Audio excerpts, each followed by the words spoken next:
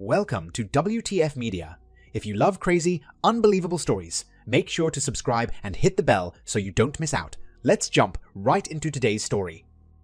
Nice to meet you on such a happy occasion, Mr. Brown. I'm Dr. Sims. I believe you've been dealing with Dr. Smith until now. She's on a sabbatical in Europe at the moment. Pleased to meet you, Doc, I replied. Now, Mr. Brown, as our admin told you on the phone, we found a kidney donor with a perfect match. As we couldn't get hold of you or your wife immediately, we took the liberty of getting your mother to bring your children in already. That's fantastic news, Doc. I presume the kidney you have will go to Simon? I'm sorry, Mr. Brown. There seems to have been a misunderstanding. We have 2 kidneys available from the same donor. We can give both of your sons new kidneys today. You mean? I muttered. Yes, Mr. Brown. The donor is deceased. They died shortly after arriving at the hospital, following a road accident, not 90 minutes ago. Once we discovered they were a registered organ donor, steps were taken to preserve the corpse in such a manner as to maintain the viability of any useful organs. All the signs are good that many people will benefit from their death. You have to admire those people who fill out those cards, don't you? Because of someone's forethought and selfless actions, the odds are excellent that your twins will be able to lead perfectly normal lives. The hospital administrators have already checked. All the paperwork is in order. We just have to wait a few hours until it is safe for your sons to have a general anesthetic. Then we can start. That's fantastic news, Doc. My wife was having a devil of a time trying to decide which of the kids to donate to. She'll be ecstatic. That's no longer necessary. I'm sorry, Mr. Brown, you've lost me. I haven't had time to fully read your file yet. No, it's me that's sorry, Doc. I should have realized you didn't know. When my son, Simon, was diagnosed with Lindman's disease. I'm sorry, Mr. Brown. I'm not familiar with that one, the doctor replied. I'm not surprised, Doc. It's extremely rare. It's one of those diseases I jokingly call lesbian diseases. Sorry to be offensive, Doc. I mean one of those diseases that are carried by females but only affect the male offspring, like hemophilia. Oh, right. Anyway, Lindman's is so rare that there has been next to no research on a cure. It causes both kidneys to fail at an early age. That, as you know, condemns the sufferer to dialysis several times a week or having to undergo a transplant. Simon's kidneys failed last year, so he was put on the organ donor registry and started dialysis. We got Paul tested and found out that his kidneys were about to fail as well. That happened last month. Dave Brown paused to consider the horrible memory of both his sons lying in the hospital, hooked up to those infernal machines as their blood was cleansed. He shuddered. That was no life for his precious offspring. So, what choice did your wife have, Mr. Brown? Well, we did all the things parents do in these situations, Doc. We had ourselves tested to see if we could donate one of our kidneys to our sons. Neither my wife nor I have any siblings, and we only have one parent left each, both too old to donate. Simon and Paul are our only children, so that just left Jane and I. I see, and I gather that only your wife was compatible as a donor. Yes, my blood type is B, Paul's is type A, and my wife and Simon are type O. You know, universal donors. So my kidneys aren't compatible, but Jane could donate to either. Dave paused, wondering how long it would take for it to dawn on the doctor. There was a fundamental problem here. From watching his face, he guessed about 25 seconds. Yes, Doctor. It's impossible for a type B father and a type A mother to have a type A child, but it is possible to have a type A child. If you look in your file, you will see some DNA test paperwork. They were both silent as the surgeon leafed through the thick files. Oh my gosh! I've heard of this, but never seen it. Heteropaternal superfecundation. Yeah, that's what our family doctor called it as well. Call me biased, Doc, but I call it something else. Dave took the doctor's raised eyebrow. as a sign to keep going. I call it having a slut wife who fucks 2 men within 5 days, and each of them father one of the twins syndrome. I'm sorry, Doc, but I only found this out a couple of weeks ago. It's still a little raw. Yes, I do know that I'm Simon's biological father, but not Paul's. Discussions are still occurring between myself and Jane, but we decided to shelve the fighting until the kids are healthy again. So, going back to your original question, Doc, neither I nor any living relative can donate a kidney to my children. My wife, Jane, can donate to either child. I got her past her religious beliefs against organ donation, but she has been torn about who to donate to. Religious beliefs? The doctor asked. Yes, Jane belongs to one of those minor religious sects that are uncomfortable with transplantation. It was a battle between her pastor and myself that I won eventually. I know what you mean, Mr. Brown. Just this morning, a patient was brought in here that was a Jehovah's Witness. They'd lost a lot of blood but steadfastly refused a blood transfusion. Honestly, in this day and age, no one should die of a broken femur. At that moment, their conversation was interrupted by the announcing system. Dr. Sims, please report to reception, Dr. Sims. Please excuse me, Mr. Brown. They're playing my song. While waiting for the surgeon to return, Dave let his mind drift to the absolute disaster his life had become in a few short months. Until late last year, he thought he'd had a happy and contented life. Then, in quick succession, he found out he had first one, then a second son with a life-threatening illness. At first, he and Jane had stood shoulder to shoulder in adversity, as they'd always done, as the loving couple they were.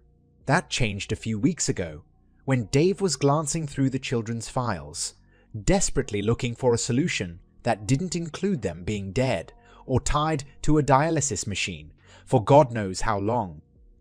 That was when he'd looked at all the blood types with an unblinkered eye and remembered high school science. He'd checked with the family doctor and forgiven him for not bringing it to his attention. He'd contacted Dr. Smith and got her to confirm his fears about the DNA testing. He'd confronted Jane. Although it wasn't until after they married that Jane became drawn to God, the religion she was deeply committed to had a lot to say about honesty. When confronted with the irrefutable implication she'd had sex with 2 men within a short period of time to conceive the non-paternal twins, she'd tried to convince him there must have been a mix-up in the hospital nursery. Dave didn't have to point out the little tags that were affixed to the twins' ankles in the delivery room. The same tags that had to be cut off to be removed were the same 2 tags they still had in their scrapbook. It was obvious Jane was lying through her teeth. Dave remembered cajoling Jane with increasing aggression until she finally broke down and admitted she'd had sex with an old boyfriend the night before their wedding. Dave was too stunned to even listen to her pleading apologies, that it was a one-off, drunken mistake she'd regretted ever since, that it was the core reason she'd got religion, so she could beg forgiveness from God he was too terrified to ask of her husband. He was in another world when she promised to spend the rest of her life making it up to him. He was alone inside his own head where treasured memories were sickening and dying all around him. He'd respected Jane's request that they not see each other for 2 days before the wedding, thinking it a harmless, cute tradition. He remembered the all-night sex session they'd had on the night of the wedding. Now, he knew she was already pregnant by someone else at the time. The memory was just sickening. All the memories of the jokes they'd made before the twins were born were poison. Their laughter that if they had twin girls, they would name them Honey and Moon to honor when they were conceived. Also consigned to the scrap heap, the tradition of their annual sex fest, when, every year, they packed the boys off to a grandparent and he stayed in bed with a wild animal from the night before their wedding anniversary until sunrise 2 days later, before returning to their conservative and rather dull sex life for another 363 days. The fact This was the anniversary of his being cuckolded, was now apparent to Dave. They say that sociopaths are made, not born. Nevertheless, by the time Dave had snapped out of his reverie, one had been born. It was a premature birth, and may yet die before it could take many breaths, but it was there, in the room where a loving husband and father once sat. It awoke to a now silent wife. It spread its wings, feasting on a landscape of broken dreams and shattered memories. Love was nowhere in sight. Who was it, Jane? I'm not going to say, Dave. It's not important. It happened once. It's over, and I have loved only you for 15 years. If I tell you, you will do something stupid and end up in prison when the boys and I really need you.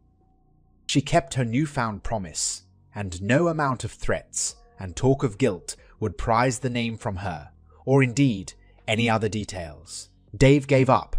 The sociopath looked Dave's wife in the eye. If I ever find out who it was, he's a dead man. Jane didn't doubt it. Although Jane refused to believe it, their marriage was done at that moment. The thought of losing one or both children was bad enough.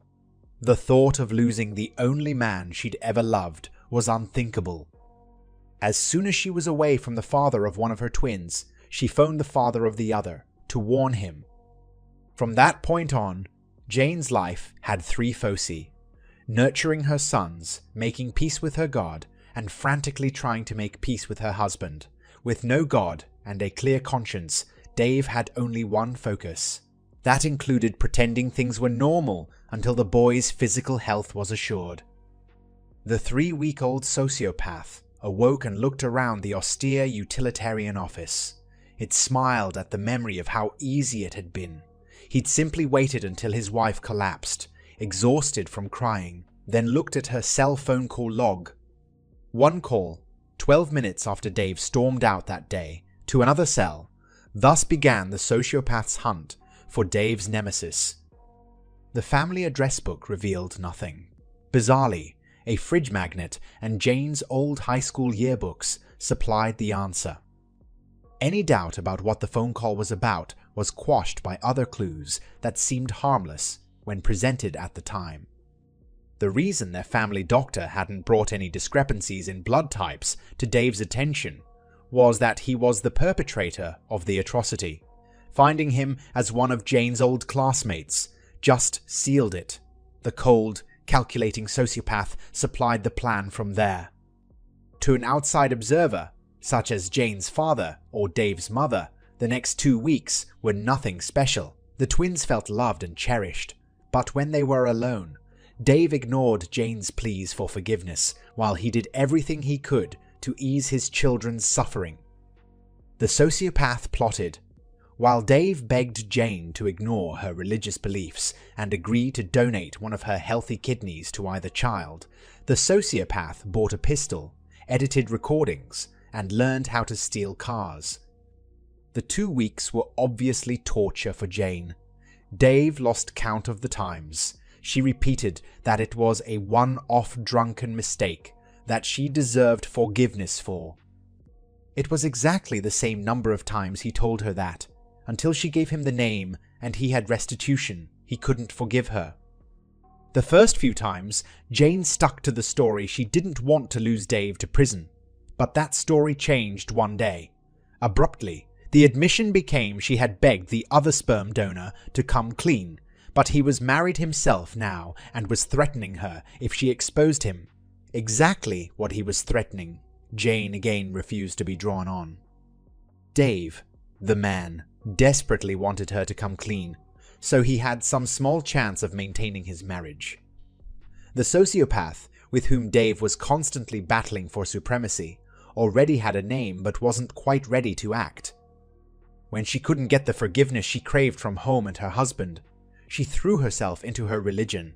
Subsequently, Dave thought she was neglecting her children. The sociopath in the hospital office reflected on his actions of a week ago. He'd spent a week staking out his nemesis's place of business, noting that he commonly stayed for an hour after his receptionist went home. It was a Friday when the sociopath acted. Walking in the unlocked door of the family surgery, he strode straight into the doctor's office. The medico leaped to his feet at the surprise intruder. His stance relaxed slightly when he saw it was just Dave. A man smaller and slighter than himself. Past memories caused the doctor's face to relax into an expression that was half smile, half sneer. He was wrong. Dave was not in the room. The uncivilized man leaped.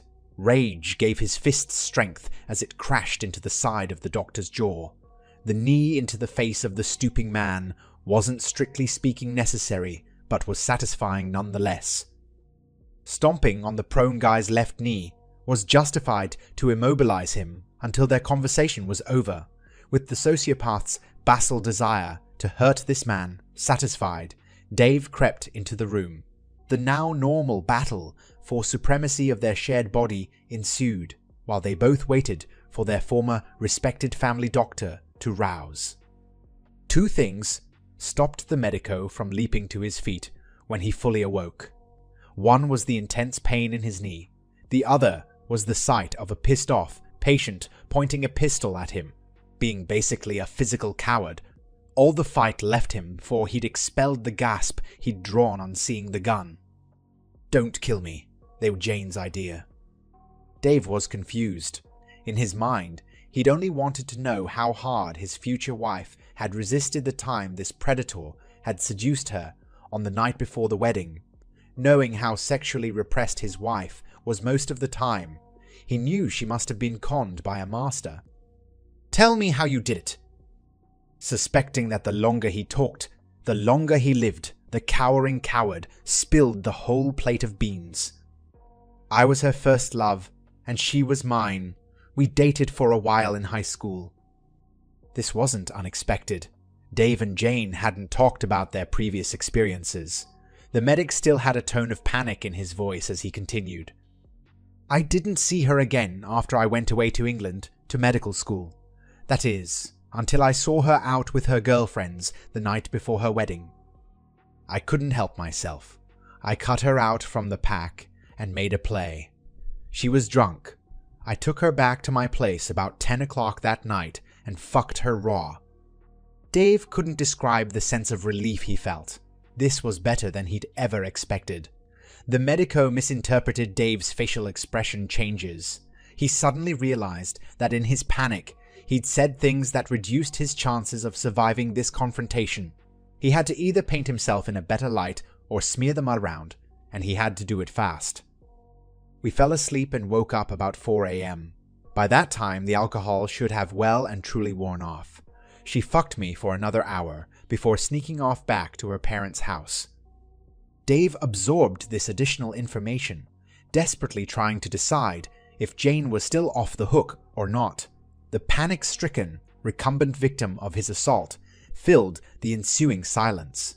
Without having time to think, he decided complete honesty was the best policy. The next year was all Jane's idea, though. "What?" Dave asked. "Yeah, a couple of days before your first anniversary, she rang me wanting to get together again the afternoon of your anniversary. Jane and I spent all afternoon fucking. She said it was so hot the previous year when she got to fuck 2 guys in 24 hours that she wanted a repeat. We've done it every year since then. Just once a year, mind you. Now, she just texts me the one word, sabbatical, and I text her back, where and when. She told me the whole thing is very erotic. She's super turned on when she's with me because of the anticipation of doing you straight afterward. Then she's super turned on with you because of the memories of me that day. Whatever, it's the best sex I get all year, I can tell you." Shattered, Dave fled the room. Unfortunately for the doctor, the sociopath remained. He used Dave's memories to remember every one of the 13 anniversaries and his wife's uncharacteristic wanton behavior. He remembered last year when it fell on a Sunday and Jane had spent the morning shopping with friends. In Dave's absence, the sociopath knew what to do. Are you willing to donate one of your kidneys to my son Paul, or do I have to remove it from your corpse?" The prone man saw death in the eyes of the man standing with the pistol, who he mistakenly thought was called Dave. In the clarity that sometimes comes in these situations, he thought quickly and replied, "I can't. I lived in the United Kingdom for more than 6 months back in the 90s. Because of the risk of BSE, I can't be on the register. I can't even donate blood." He saw hope fading in the eyes above him. That was when he shut his eyes, as the madman raised the pistol and aimed it right between his eyes. The report, when it came, was deafening. When he dared to open his eyes again, Dave was kneeling at his side, staring into his eyes. "Today is not your day to die. Your day will come, but not until I know Simon and Paul no longer need me to fight for them. Run away, dead man. When this is all over, I will find you and I will kill you. Your time will come quicker if you go to the police or have any contact with Dave's wife. Don't bother trying to take your wife with you. By tomorrow she will have an edited copy of the recording I've been making since I got here." With that, he removed the recorder from his pocket and turned it off. Even in his terror, the medic thought something about the last monologue was very strange. Why had he called Jane Dave's wife? He was Dave. Things may have been clearer if he'd heard the Dave composite arguing with himself as he left the building. Shit. I'm glad I convinced you to only load blanks. Prick. I wanted to see his brains smeared on the carpet. Now go away. You'll only hold me back for the next bit. The sociopath looked over at Dave, sitting in the vacant surgeon's chair, and thought back with the pride of a job well done. Its mental assault on the creature, who he refused to call wife any longer, began this morning when his wife was attending her church and involved all his electronic and, more recently acquired skills. The first task was to hijack the public address system the pastor was using to preach to the congregation. It was a simple sound file of Jane's easily recognizable voice, a compilation of several of her impassioned speeches interspersed with some of her lover's voice, suddenly booming from the speakers. "Yes, I admit it. I had sex with a man other than you the night before our wedding, but I had no idea he fathered one of our children. I swear to God it was a one-off, and I haven't been with him since." After a short pause, her lover's voice continued. "Yeah, a couple of days before your first anniversary, she rang me wanting to get together again the afternoon of your anniversary. Jane and I spent all afternoon fucking. She said it was so hot the previous year when she got to fuck 2 guys in 24 hours that she wanted a repeat. We've done it every year since then. Just once a year, mind you. Now, she just texts me the one word, sabbatical, and I text her back where and when. She told me the whole thing is very erotic. She's super turned on when she's with me because of the anticipation of doing you straight afterward. Then she's super turned on with you because of the memories of me that day." Both inputs then began repeating themselves in a loop. He didn't see it, of course, but could well imagine the stares of the other members of the congregation. Members who had a dim view of infidelity and an extremely dim view of taking the Lord's name in vain. All he knew was that within a minute of the interruption, Jane sprinted from the hall to her car. He wondered where she would go, not home to the obvious source of the broadcast. The sociopath followed in his stolen car, wearing his disposable coveralls, hairnet, and protective gloves.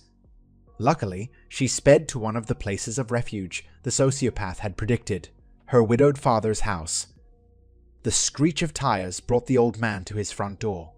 The sociopath waited until father and daughter hugged before pressing play on the second tape, the one that broadcasts from a speaker attached to the chassis of Jane's car. "Yes, I admit it. I had sex with a man other than you the night before our wedding.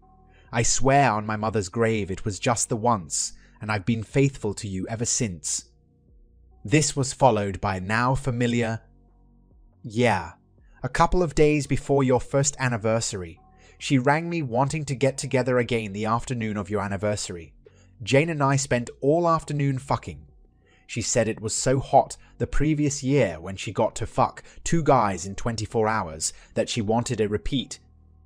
Recounting the rest would be a waste of time, as, by this stage, Jane had thrown up her hands in horror and was sprinting away from what should have been a safe haven.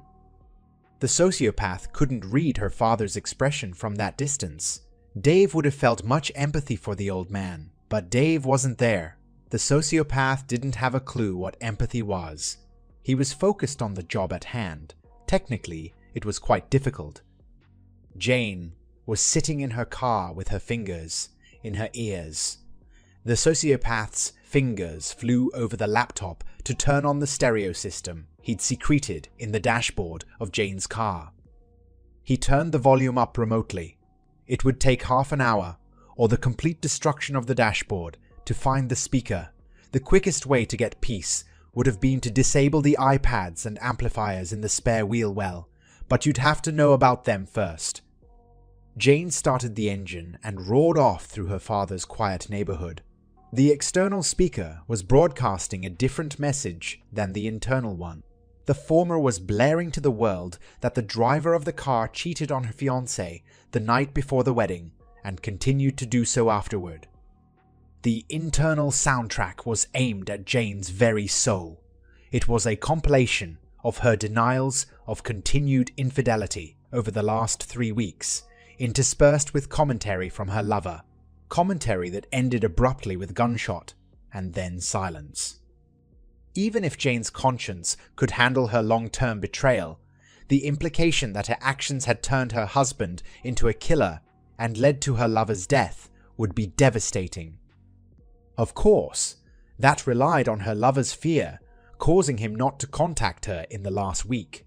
Dave's research indicated the lover had up and disappeared, leaving no trace of his whereabouts, even to his wife.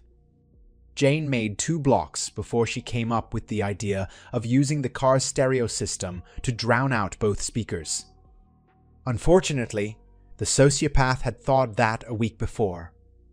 Following, the sociopath could see Jane's head snapping from side to side as she passed pedestrians. The stolen car followed her as she took the quickest route to the highway.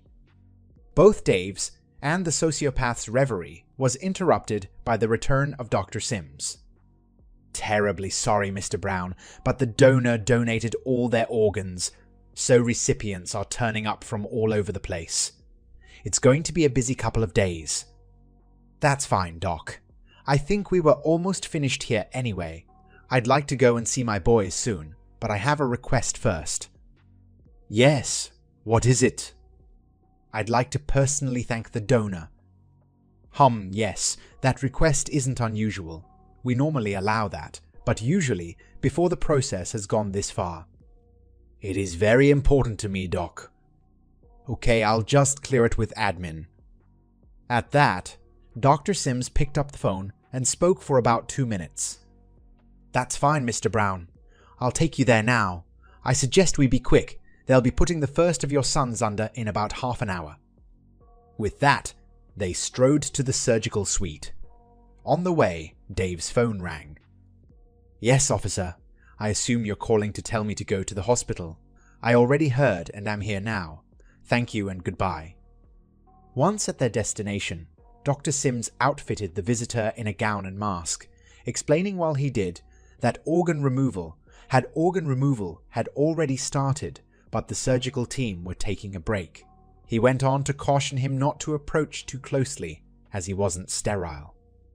He honored the request for a few minutes alone and waited outside the door, looking to see that the strange man didn't faint, despite the body having been left partially draped. Not many people outside a hospital can stand to see a semi-dissected cadaver, so the surgical team disguised their handiwork as best they could. Both eyes were shut, and the doctor knew this was because they had been removed already for a corneal transplant. A sheet covered the chest area to hide the fact the heart and lungs had already been harvested. In fact, the only internal organs left awaiting removal were the liver and pancreas. The phone call had confirmed that skin and bone marrow removal hadn't yet begun, which is why Dave was able to see the hand and forearm closest to him. To the sociopath, she looked asleep and more at peace than she'd been for weeks. Dr. Sims was watching the silent tableau through the glass when a frantic hospital administrator came through the outer doors. "Don't let him in there! It's his wife!" The good doctor looked through the glass at a man who must have known by now who he was looking at. He'd certainly had plenty of time to faint from the disturbing sight. "You know, I don't think that will be a problem. He is by far the coldest man I've ever met." Inside the room, the sociopath was talking to what remained of Dave's wife. "Dave wants to thank you for jumping out of your car on the highway and getting hit.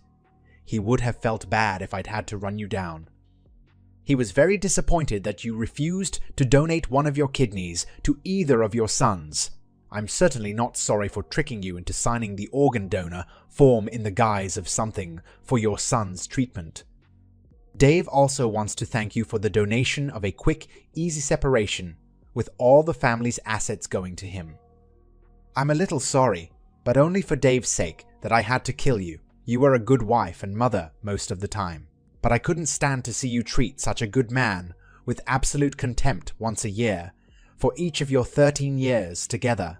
So, in balance, goodbye, bitch, and may your God forgive you for what you did." At that point, the sociopath took his leave so that Dave could say his goodbyes. "Goodbye, Jane. I'm sorry for my friend's behavior, but after I found out what you did, well, I just wasn't strong enough to oppose him. The final straw was you refusing to give either of our children a chance of a normal life. That, if nothing else, was unforgivable. When I saw them sitting in that room, tied to those dialysis machines, I just snapped and gave him carte blanche. I promised to raise them with the core values that I believe, and you appeared to believe 364 days a year. It doesn't matter that Paul isn't really mine. I will treat him exactly the same as Simon. Don't worry, I'll never tell him what really happened. That way he can preserve the cherished memory he has of you. I wish I could have done the same. I will tell them they have your kidneys, though. It may give them some comfort that they'll always carry around a part of you. I'll look after your dad as well." Dave was crying as he exited the room to go and comfort his sons. Dr. Sims was relieved he was finally showing some human emotion. Jane's lover's wife visited Dave several days later. She told him her husband had confessed the story to her and then ran.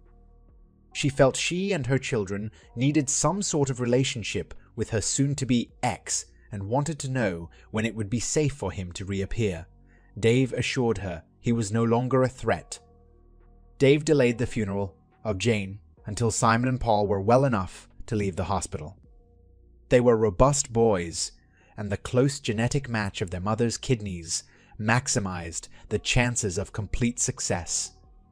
Dave's mother and Jane's father took the children, leaving Dave alone by the graveside. Or so they thought. "Get in that fucking hole!" "No way. I'm not sharing eternity with that slut." "Don't you dare call my wife and the mother of my children a slut." "I'm sorry, Dave. Why can't I hang around for a while? I could be useful." "I want nothing more to do with you. You're an animal. So jump in that hole or go somewhere else. I don't care. Just stay away from me, all right?" Dave looked into the forlorn face of the sociopath and felt his soft heart weaken. He put his hand on the other's shoulder. "Look, I'm really grateful for what you did, okay? It's just that I can't have you around for the next phase, all right? The boys need the loving, supportive me, not you. Plus, you'll only get in the way when I start dating again. You just don't have the right skill set." "Okay, Dave. Thanks for letting me out." They stared at each other uncomfortably for a few seconds, then shook hands.